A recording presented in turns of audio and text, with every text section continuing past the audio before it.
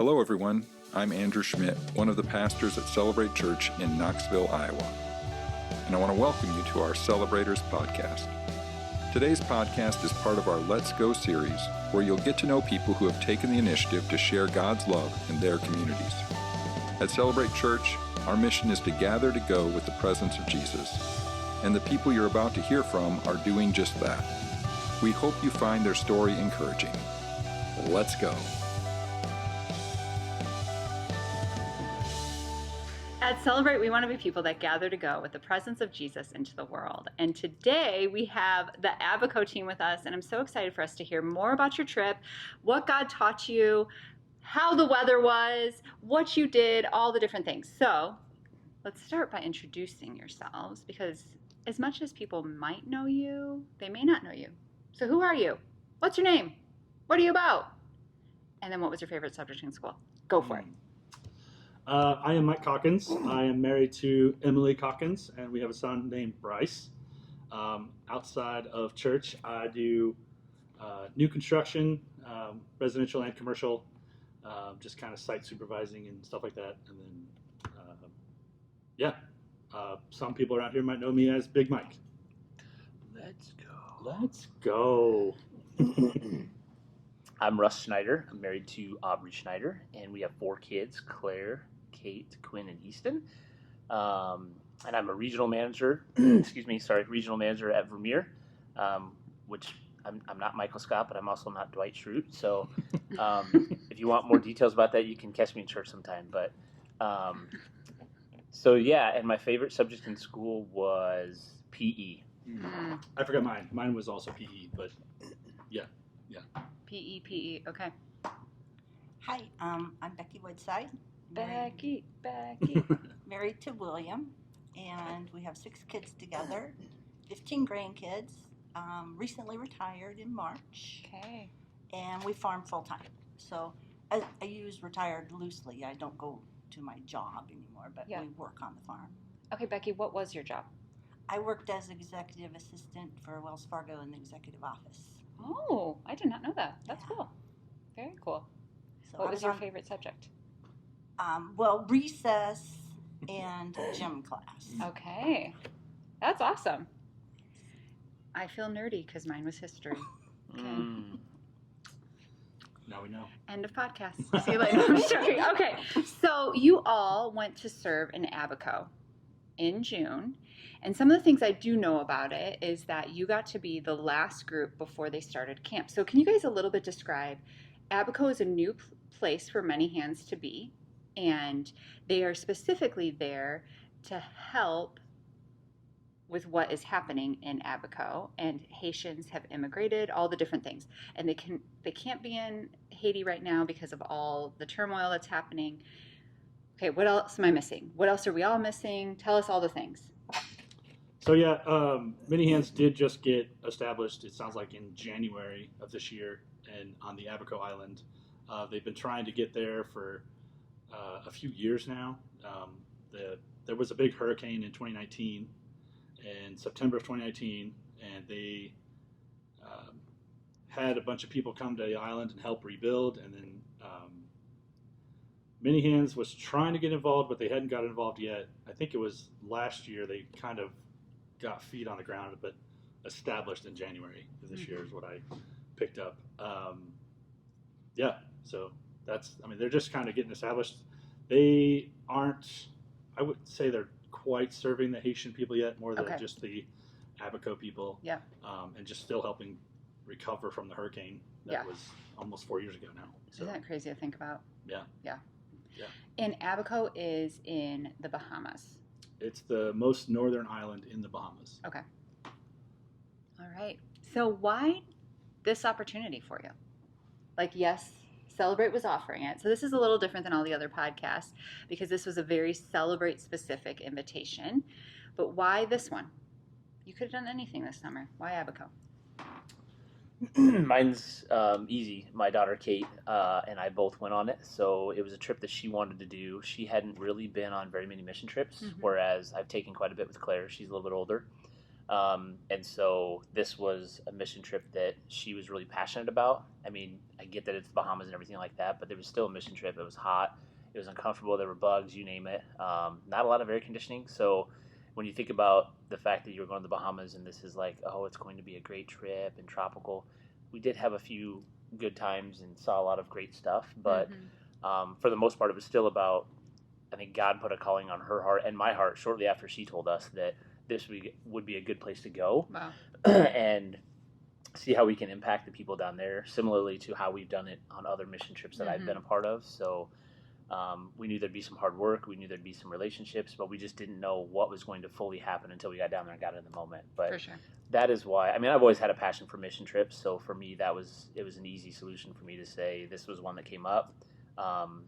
You know, we don't really do the faith and action stuff around here anymore, so to be able to do it, you know, outside of our community was even more rewarding. So yeah, I guess that's my reason. That's cool, Russ. That's awesome. What about you, Becky? Well, I think a lot of what Russ said also, but I had always felt that a mission trip, that you had to be like a medical professional to go on a mission trip and serve. So when I first heard about this and reached out to find out more information about it, it's like, wow, they really do have a need for normal people, you know, without being a professional, that we could actually, you know, go and provide services and reach out and help the community.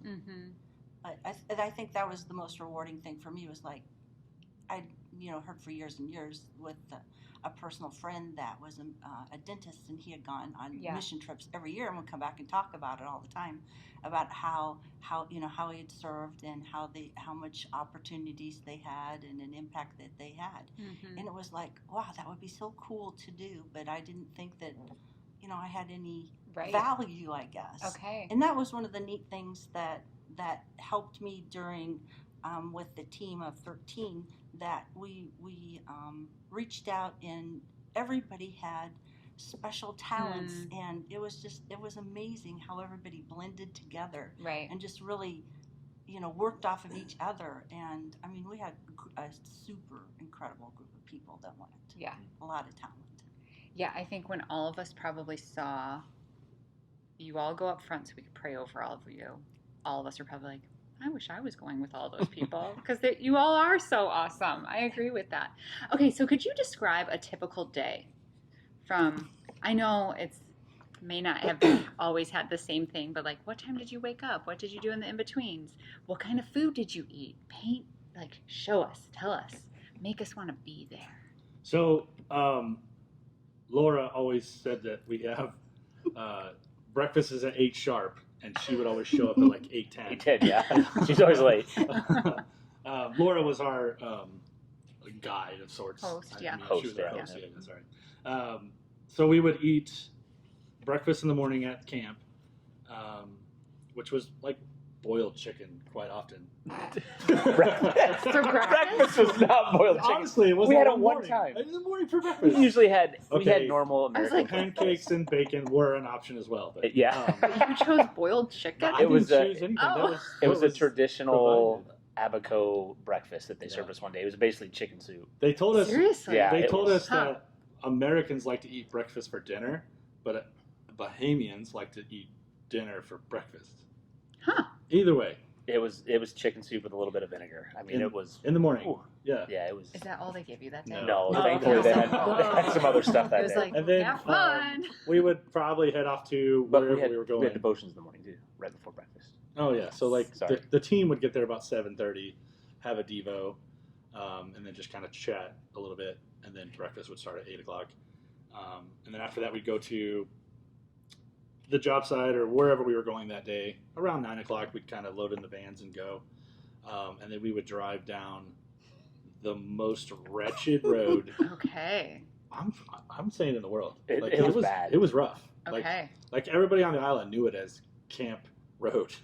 In like not paved? No, or it was all limestone. Right. There was potholes everywhere. I mean, we have videos of like when it rained, they have no drainage, so the water, I mean, it would just be flooded for the whole time we're there. I mean, it was crazy. But the funny part about it is they always ask, like, were you safe at the camp? Like, Aubrey would ask me if I'm safe at the camp, and they're like, nobody drives down this road unless they're going to the camp Yeah, right. because it's so bad. Right. Wow. It was bad. So anyway, we were very safe too, but I didn't mean to interrupt. Keep going. You're doing beautiful. You're good.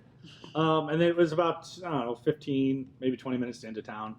I think most of the time we went to the community center. That's where we did most of our work at the community center. And sorry, was this community center in the camp? No. it So, was like a so totally you got to different- it was envision in town. that camp is like, it's its own little thing. It is, like it's literally 20 minutes from anything. Okay. Any kind of civilization. Yeah, anything. honest, yeah. Okay. Yeah. It's Wow. it's odd that where it is. I'm Yeah. sure that the land was just cheap, but and it's the camp itself is great. Right. But yeah, so you go into town, and you're not passing anything until you get into town, Okay. right? And like the first thing you pass is like the airport. Okay. So, The international airport that looks like a Morton building. Yeah. I mean, it is very small. I mean, it had 2 terminals, right? 3. 3 terminals. I mean, and it was an international airport. So it was just very So eye-opening. smaller than Des Moines. Very like, small. like Okay. Knoxville is probably the same size as Honestly. Okay. Yeah. Wow. They're Yeah. talking terminals. They're talking doors to go. Doors, Actually, yeah. it's- Okay, because when you said terminals, I was like, actually, that's bigger than Des Moines. No. Des Moines only has 2. No, sorry, I meant doors. And Doors, then once you went outside, your terminal was a ramp that sat underneath an overhang in the 90-degree, 100-degree temperatures Okay. before you then walked onto the plane with steps like old school. Yeah. Like no jet bridge, none of that. Okay. So I guess I don't know this. Did you guys fly MFI? no, we Mission- flew. okay. Delta all the way. Oh, you did? Okay. We don't want to talk about sponsors. It's okay. I was just Airplane You flew source out of airplanes Georgia. started It was a direct flight from here to Atlanta, so take Got your pick. another plane from Atlanta. Anyway, sorry. So, yeah. So then we digress. get there and then kind of figure out what we were going to do that day. Each day was significantly different, but for the most part, we would get there, figure out what we got to do, and then get after it. Lunch would either be brought in. I think every day it was brought in. Pretty much, yeah. Yeah. Yep.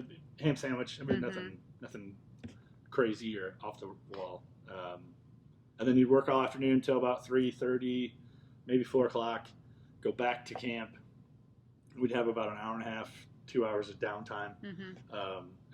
And the camp is right on the ocean. Like you Mhm. could pretty much from the bunkhouse throw a rock to the ocean. Wow. I mean, it's like right there.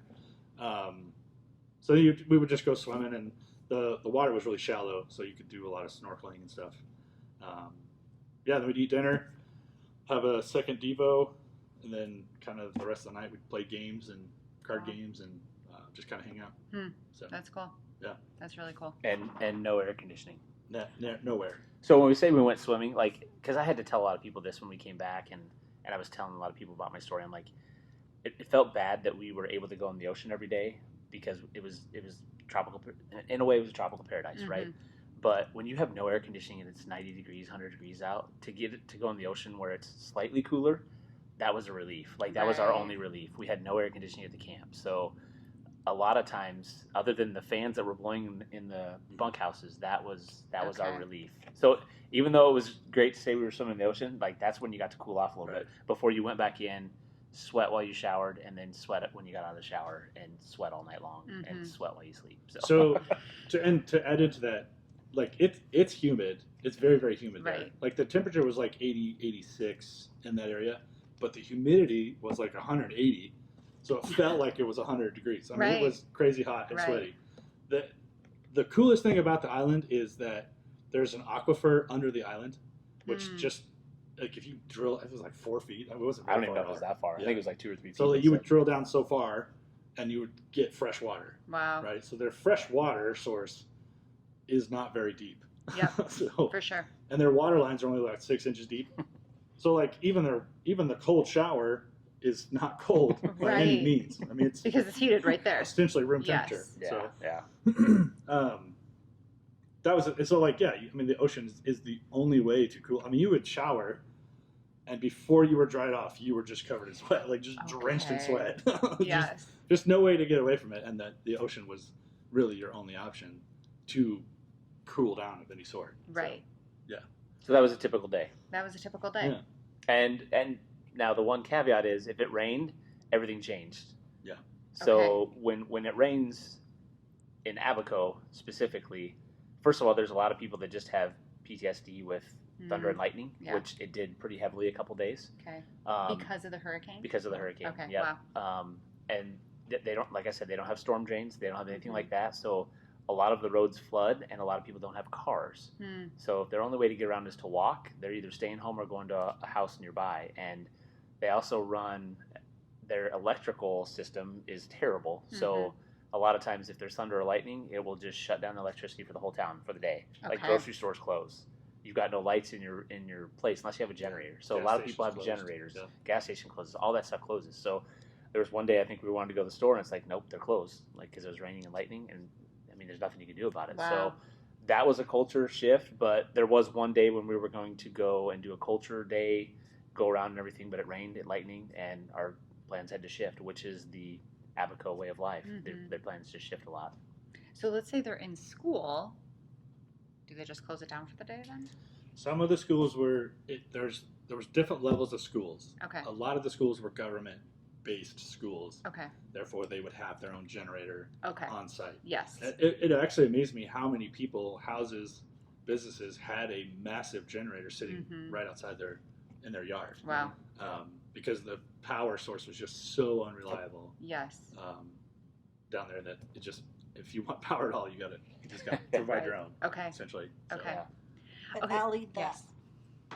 one of the churches that we went to for the service, they had mentioned that they did have a generator, but they couldn't. Their generator was down because they had ordered diesel and it hadn't come in.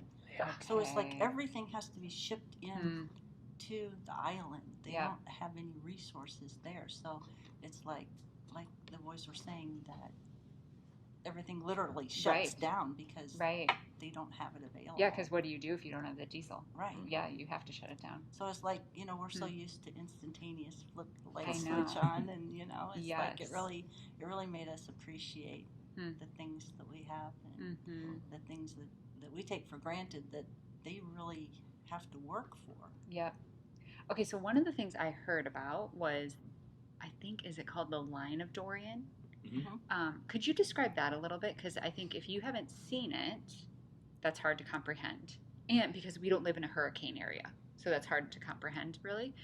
Could you explain that a bit? I would say, so I had a unique view because I had to sit in the back of the van that day. So as we were driving away from what Dorian had hit and driving into, so first of all, we had a cultural day that day. So what we were going to do was go see the Line of Dorian, which these trips do one day every time somebody goes down there. And so ours was headed into this beautiful part of the island. And as we were pulling away from all the destruction, which when you think about the Line of Dorian, I mean, think about a really bad tornado, I guess, like when you look at Joplin or something like that, is what I would relate it to. Everything's just demolished. I mean, it's gone. And we're talking like, it's the wave of water that comes in that crushes it. So I don't know how many feet, how high the surge was, 20, 30 feet or something like that. I mean, so everything 20, 30 feet below came in, did its destruction, and then it went out. And this was over a course of several hours. So if you had anything that was below that line, buildings, trees, you name it, it was all, I mean, it was just demolished. So, so where we were at in the camp and spending time in Abaco, all of that was it was not lush. It was not tropical island. It just looked bare. I mean, there was just nothing. And you could still see the destruction of vehicles and trees and everything like that. But as you're driving into the nicer part of the island that was pretty much untouched, it was beautiful. It was lush. Wow. And you can literally see where there's trees that, I mean, they call it the Line of Dorian because it just, literally there's a line. And it's crazy because you see what once was, what Abaco once had, and then what is left where everything else was. So it was pretty shocking to see. I mean, even homes that were on that side or on that, it's just crazy. So that's the easiest way to describe it. But without seeing it, or without seeing some destruction from a tornado before, I don't think anybody could really understand what that really looks like or what we witnessed. So So 20 to 30 feet, like just to give perspective, right, would probably be at least up to the upper room. So we're in the upper room right now, or maybe even a little higher than that, right? And I don't remember how high exactly it was. Maybe it was only 10 to 12 feet. I can't remember. I mean, we know it took out the second floor of that upper church. Of that one church, yeah. So, I mean, the stories that, I mean, we could sit here and tell you stories that we heard of was it Pastor Ryan? Was that his Yes. name? His testimonial alone about the hurricane. I mean, just a long story short, he was on the second story of his house or of the church. I can't remember. He was at the church. He was at the church because it was a Sunday morning. Second level of the church, and basically his family was there protecting his family. And when the hurricane comes, there's a storm surge of water that comes in. And then they know when the eye is directly over them, that's when there's like a calm and it's a peaceful thing. And he said it was like 45 minutes. Yeah, 45 minutes. They're living in like a utopia. It's beautiful, sun's out, Wow. but they're sitting in 10 to 15 feet of water or whatever it was. But they know they can't move. There's nowhere to go because you're not going to get anywhere. And they didn't know how long the eye would last. So the walls were gone, the ceiling's gone. He's got nothing around him but like a mattress and the floor. And they know that this is just going to hit again, and the water's all going to go out. So the wind's going to pick up again. There's going to be rain. There's going to be all this stuff. And it's like, holy cow, what does he do? So he protected his kids, and there's a few God stories in there where he found they had to figure out what they're going to do with food, and somehow they found a bag of chips that were just laying there. I mean, just crazy stuff. But to know that you've got no walls around you, no roof above you, and you're just going to get these high winds again. Right. It'd be pretty scary. And I think he said in that moment, he's like, I prayed. I don't know if he said he's ever prayed as hard, but I mean, it's just, you could tell from talking to him and everything, he knew that he was in a moment that God was protecting him, and it's a pretty powerful story. But so yeah, when you're talking about how high it was and everything like that, crazy. Yeah. Wow. It's interesting to think about the first wave, the calm, and then, right, all that water rushes out. So then what that would feel like just has to be unbelievable. So the wind speeds were the highest ever recorded on land during this hurricane. Wow. Ever. That's crazy to think about. Because that was part of the problem, was that they hadn't anticipated that big of a hurricane. Yeah. Because they thought, well, we've been through hurricanes before. Right. And then when it started, and it's like, oh my gosh, this is really bad. Yes. So it makes me want, okay, so I was in Puerto Rico in 2019 with a group of students, and the year before, Vermeer had their big tornado, and it was so we're there. I wonder if they were also hit by Dorian, and it like wiped out significant pieces of Puerto Rico. And they're there, and they end up thanking us because they said so many people have forgotten about us. We are still in great need because the hurricane obviously has destroyed things. Some of them had just gotten electricity like 6 months before we were there. And then we drive back because we stayed and flew in and out of Chicago. We drive back and we drive past Vermeer, and it was already rebuilding. And I was like, oh, this is such a weird moment because here we have full access to all of those things. But there, it takes so much more, exactly what you said, Becky, earlier. Like, you're trying to ship all these things there to rebuild, but your resources only go so far. And so I can't imagine what it would be like to see an actual line and be like, this is what the island really used to look like, and this is what it is now. Just crazy. And makes sense why they have PTSD from it. Well, and even when we first got there, I mean, we were looking around at all of the destruction. I mean, there's just buildings that are half tore apart. Wow. There's piles of cars. Yeah. I mean, there's stuff that may never get cleaned up. I mean, it's scary to think about, but yeah, it was pretty shocking. When we landed, we were in the midst of it right then and there. And it looked like it just happened 3 weeks ago. Okay. I mean, it was like literal utter chaos still. Wow. Just 4 years later. So, I guess another thing to add is, so the island has these super tall, like a pine tree, like a southern pine tree, just everywhere on the island, right? So when you land, and all you see is these little rotten sticks. Right. Like little 20-foot tall sticks just sticking out, no limbs or nothing. Yep. And you're like, okay, what are we looking at? When you get to the line of Dorian, then you see 50-foot trees with like a little Christmas tree on top of it. Just as often as you see a rock, like just everywhere. Okay. So that line of Dorian was just crazy. I mean, it was, I don't even know how to explain it, I guess, but just flat to trees. Wow. As far as you can see. Wow. So yeah. Man, that's so interesting. In a world with so many opportunities, or a summer, it's summer break for some of us, with so many options, why would you choose to go on a service project, a mission trip? I mean, you could go to the Bahamas and just hang out. I was thinking about that when I was driving in tonight. I was like, you know what? It's funny because when we were on the plane, and you see even we got our phones out, and it was beautiful, and you see the islands. It's like, wow, this is awesome.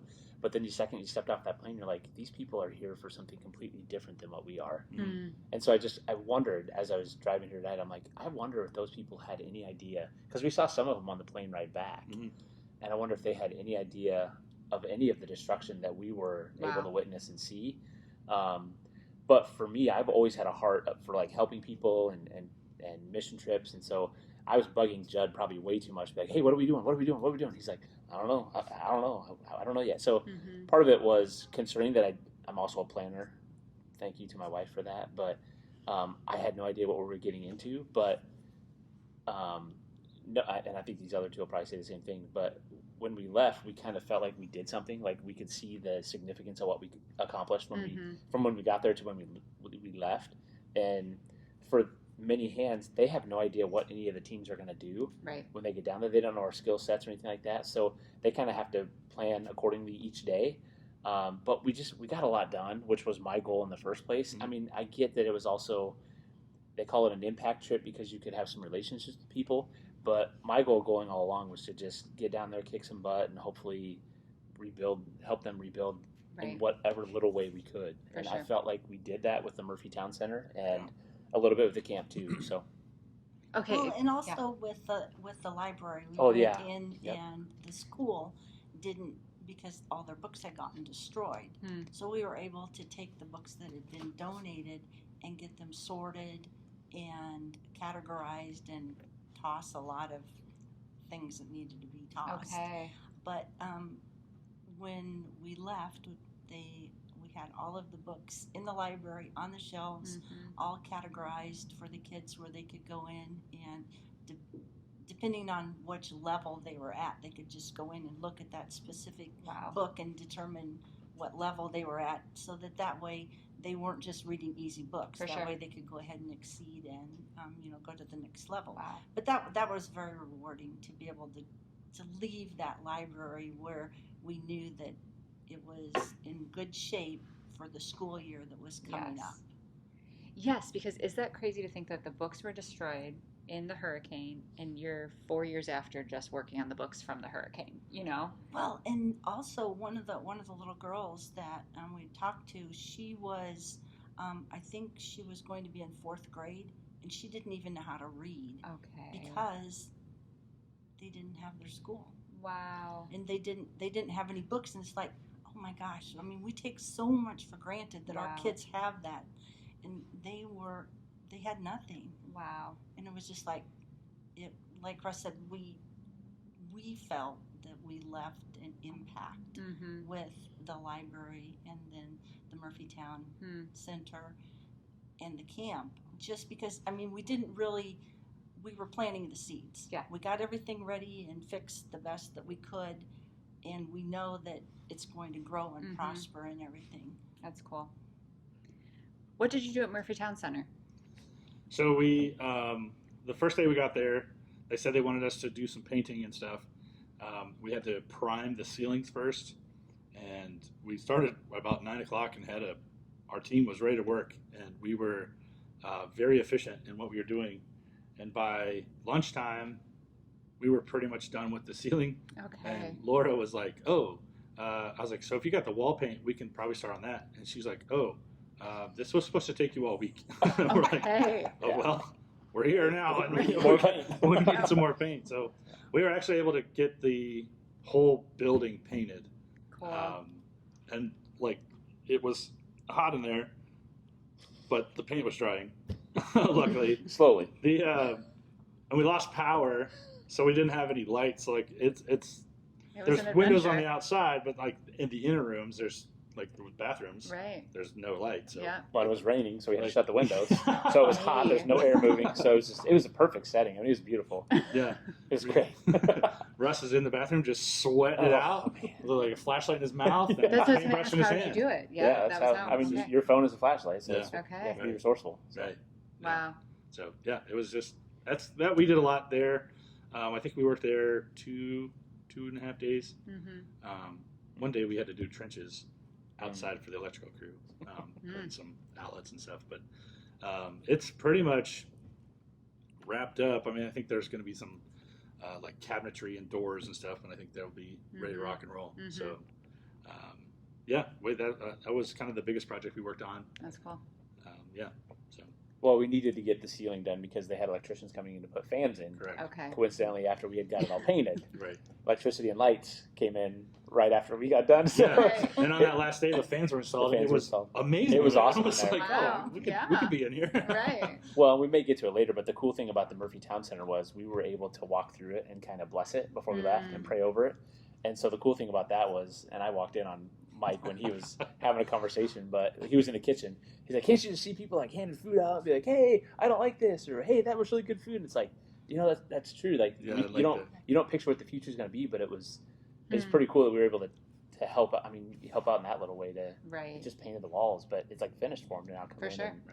Have some gatherings or whatever it was. Yeah, so. that's cool. How did you all experience Jesus on this trip? Wow, a lot. Okay.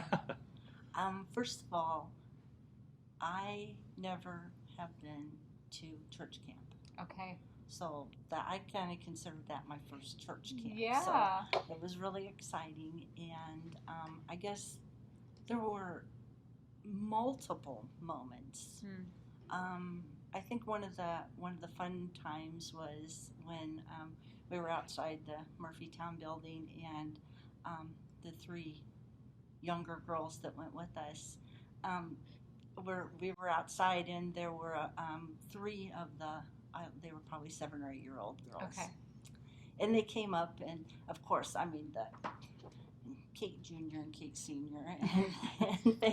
and they're just like little magnets. Yes. They just ran right over to the girls, and they were talking to the girls, and it was so fun how excited they were that we were doing the project in there, because the kids said that their brother has to go, and a lot of people go on the ferry to different islands to work, because there's not much work on the island. Yeah. So the girls were saying that they were so excited that our teenagers were there, and they were asking them what kind of music they like. So they were kind of dancing around and singing, and it was just so awesome to watch the girls interact with the local kids. That's cool. It was really heartwarming. But they worked their tails off too, like Mike was saying, that because they were up on the scaffolding, and they wouldn't let them off the scaffolding. They just pushed them from place to place. They just kept them up there rolling, and they'd bring them paint. And That's so awesome. the girls really worked hard.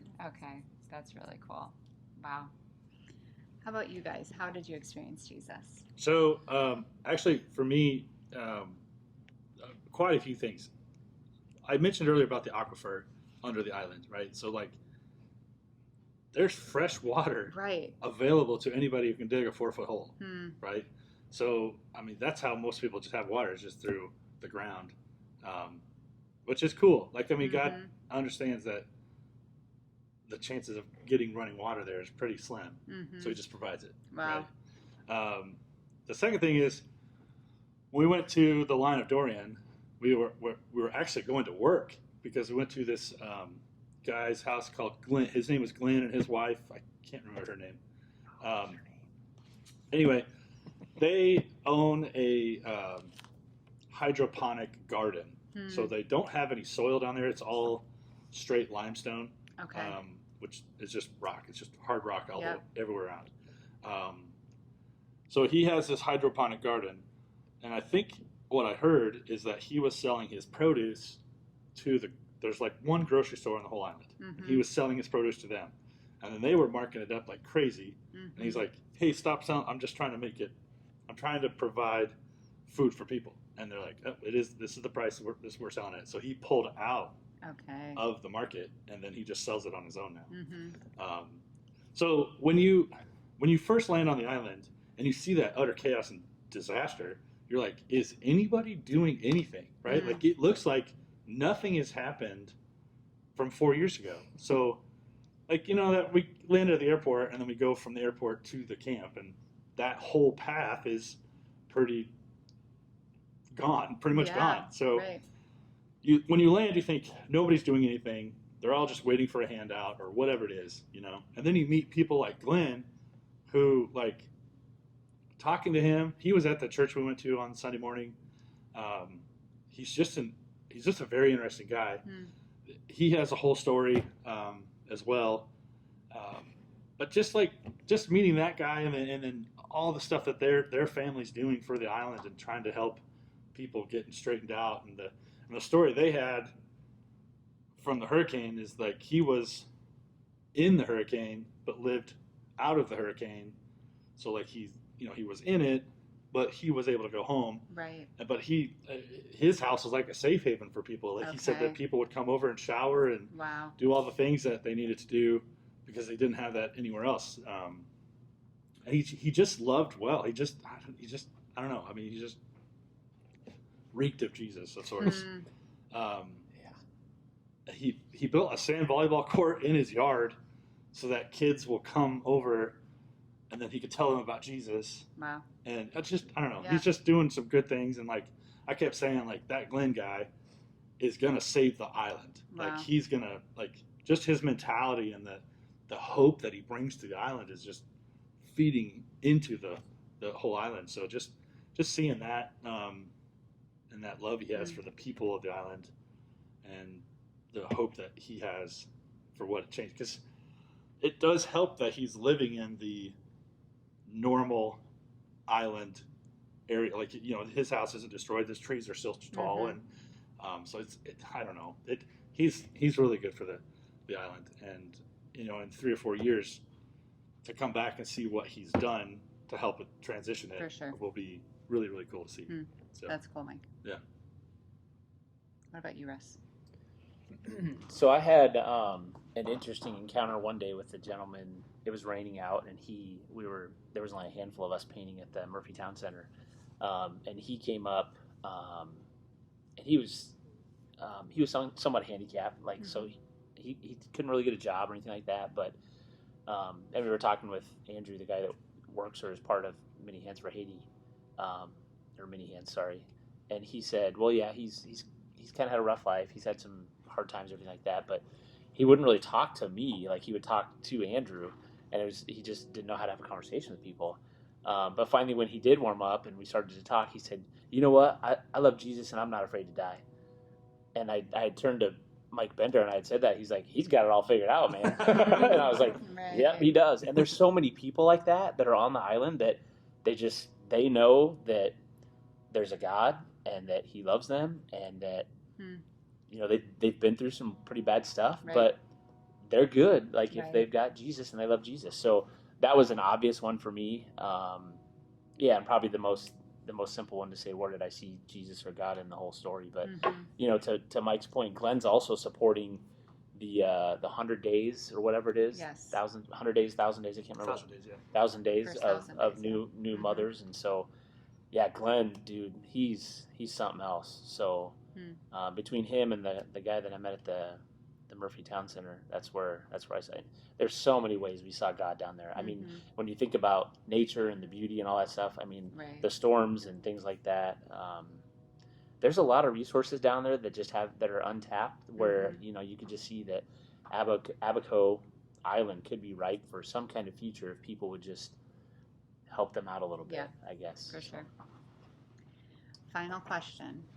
How can Celebrate support what's happening in Abaco? So this trip there was 11 of us from this church that went. This trip affected 11 people, right? In many ways. And I think it would be cool to, I believe we're going again. Yeah. I believe the church will send another group. It would be so cool to send 50, 60 people on this trip, right. And then to just see the impact that they can make, and maybe it's not possible to send that many people at a time, but over the next 5 years to have 60 people come back from there it would change the culture of this church. Wow.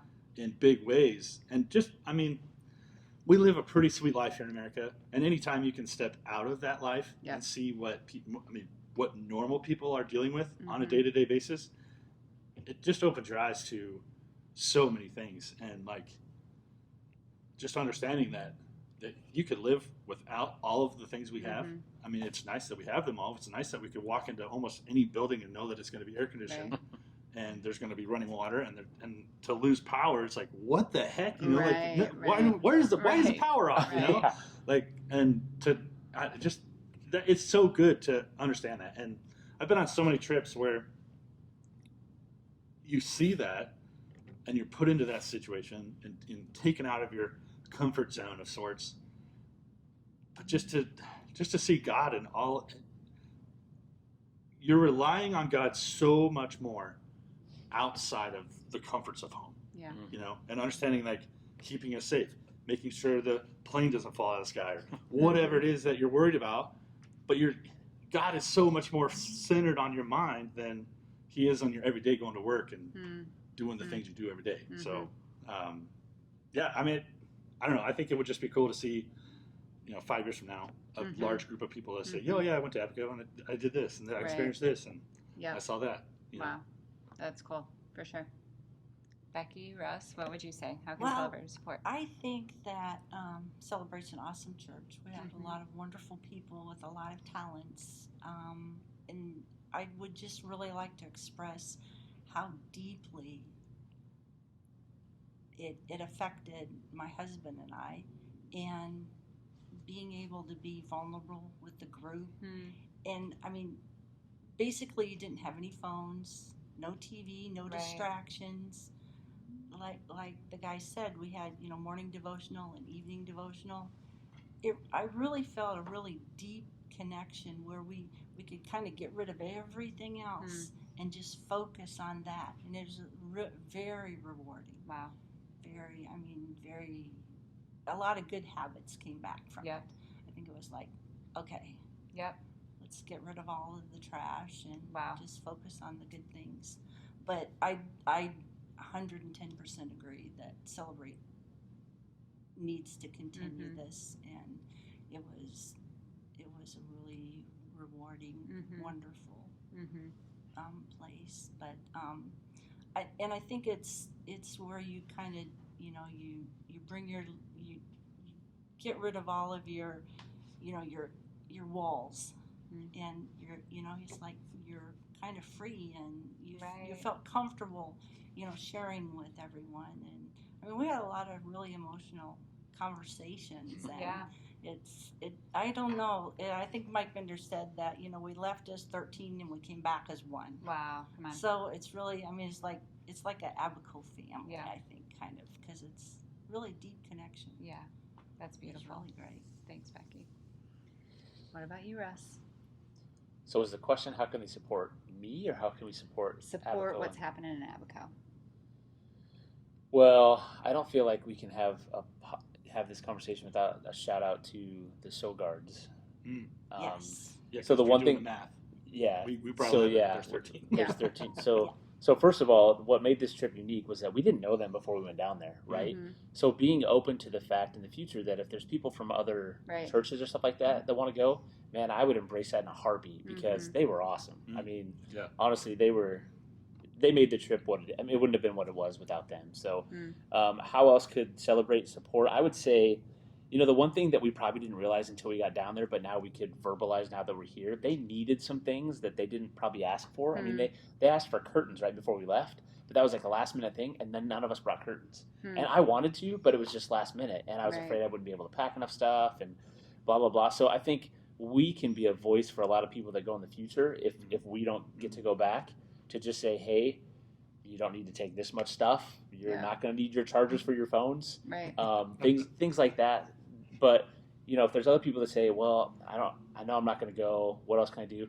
You can. I hate to make it about money, but the trip isn't cheap either. Right. So I mean, if you want to help support, that's an easy way to support the people that are going. But obviously, prayer is always highly, because we had a tough time down there. We had one person that went down for 3-4 days, and we were all on edge because we didn't know he would get home. Right. To be quite honest, so that was scary. But God works in awesome ways, and He made it all come together, and we got home. And I mean, there was some God moments there that worked out. So prayer is powerful, and I know a lot of times you just say, "Well, you can just pray for me." It's like, no, you can pray for, like, there's power in prayer. Yeah. So, I mean, prayer is an easy one, but it's also one that's super important. So I guess that's how we can help support, but at the same time, how Celebrate can help For support others and us along the way. So For sure. Okay. And say yes. Like Yeah, the next come on. time this trip comes about, That's like right. say yes. Like, or That's ask us questions. Ask Yeah. anybody that Yeah. wants questions. Like, we'll be Yeah. more than That's happy right. to talk about the Goombay punch and Melcher. We haven't even brought up Yeah. Melcher Yeah, yet. honestly. Come on, let's go. Let's go. So many things we could tell stories on. And we only got ice cream one time. We were promised it a couple times. We only got it one time. Mm, But I mean, But it was good. you can't have all the comforts of home. Yeah, that's right. That's And right. we didn't touch on the food. Like, the food was a mean, lot it of was- American food. It was boiled good. chicken a lot. Oh my gosh, we had a lot of ribs. Did you have a lot of islandy food or no? No. We had one day we went to a restaurant and Mhm. you could get stuff there that could have been islandy. So I did try conch. Yes. Oh, did Yeah. you? Said it Did you correctly. like it? Yes. So if you've never had conch before, I would say it's similar to calamari Oh yeah. Or chicken gizzards. or yeah. chicken gizzards. Yeah. Very Yeah. chewy. Lot- I was gonna lot say of it is true. gizzard. It's A lot it of feels chewy. real mustardy. So if you're not or big not on muscly, not mustardy. I mean, mustard might help it though. So if Like you're cow thinking you tongue. might want, if you're thinking you might want conch, if you don't like chewy things, I'm If not you don't like chewy. Yeah. very, very chewy. Okay. Very large pieces of it. But hey, I wanted to try it when I was down there. It's like and eating a snail. yeah, Yeah. well, it didn't have a lot of flavor either. But I think I got the good batch because You must mine have. was awesome. mine was Okay. It was mine very was a good. bit chewy. They forgot to tenderize mine. That's We had a lot of You got yesterday's catch. yeah, maybe actually. maybe yeah. Yeah. But we grew really close as a team. So that's what was awesome about it. So All right, friends. The races are starting. The phones are ringing. We need to pray, and then we're going to call it a podcast. So I wondered if, as a team, would you guys mind praying specifically for the island of Abaco? And then, if you wouldn't mind, I'll end by blessing you and the rest of your teammates. Deal? sure. Okay. Father, thank you so much for this opportunity to see the works that you're doing on Abaco Island. Father, I pray that those we interacted with can continue to move with your shining light. I pray that you can bless them and encourage them to keep running the race that they have before them. Mm-hmm. Father, I pray that you can just bless them in ways that they don't understand. Mm-hmm. Father, I pray that there can be resources that come in and ways to help the island in any way that it can. And these groups that go down, that they can be the shining light for you, that your hands and feet, and that they can bless you, and that the island can be changed by what Many Hands is doing on that island. That they can get plugged in where they need to and get introduced to the people that they need to talk to. Just help out Many Hands and be with them as they go on their journeys.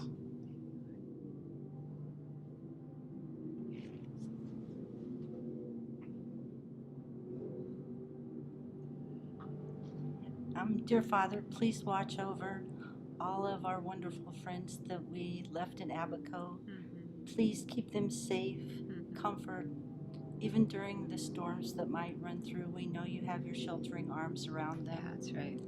Please keep everyone safe, and please watch over the island and bring what you know they need in every trip that comes to aid them in the future. And as the new school year begins, please watch over the children as they go into the new school, and please watch over all of the helping hands crew that might come in the future. Give them strength and comfort and peace as they do your work, Lord. Mm-hmm. Thank you for everything that you've given us in this day and the days forward. Mm-hmm. Father, I thank you that you are able to still be so apparent in such destruction. Hmm. There's so many people that are doing without, and they don't know any different, because they know you, they know your love, and they know that you will provide for them. And so I just pray that you'll continue to be with them, you'll continue to provide them with their needs. I pray that future groups will continue to bless the island and bless the people that are down there. I know that future trips, there'll probably be more of an opportunity to have more personal one-on-one time with people. And I just pray that you're already building those relationships or bringing those people forward. And I pray for even the people that might be thinking about going down next year or whenever we have our next trip. I pray that you will stir in their hearts an interest and a desire for wanting to further your kingdom, and stir up in them just a love for wanting to help people that desperately need your help. And Father, so as you continue to work in our hearts and rebuild the island of Abaco and the people that were affected, we just pray that you'll continue to have each one of those people's names written on your hand, and that you'll hold them near and dear to your heart and in your mind.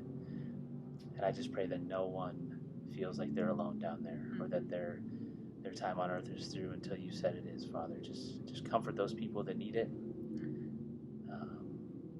And just help us to help rebuild what needs to be rebuilt down there whenever that next opportunity comes. Yeah, thank you, Lord. And Jesus, we thank you so much for this team. God, thank you for the ways that Mike, Russ, Becky, and the other 10 were able to represent you in your heart. God, I thank you that they got to join with what you're already up to. God, I'm so thankful that you are doing a beautiful thing in Abaco. It is so exciting to hear about. And so, God, for this team, will you bless the yes that they already said? God, will they continue to see and reflect back on the ways that you were teaching them, the ways that you were ministering to them, the ways that you went before them, followed behind them, and were with them in each moment? God, we pray protection over those memories. And God, will their power of testimony and the testimony that you have written in each one of them encourage the rest of us to go and make disciples of all nations? So come, Lord Jesus, fill them to the fullest places, encapsulate them with the fullness of who you are. And Jesus, will they be more and more who you created them to be, fully alive in you. In the name of the Father, Son, and Holy Spirit, we pray. Amen. Amen. Celebrate until next time. Let's go. Thank you for listening to the Celebrators podcast. We hope you're inspired to find ways to go into your own community and share God's love. Thanks for listening, and let's go.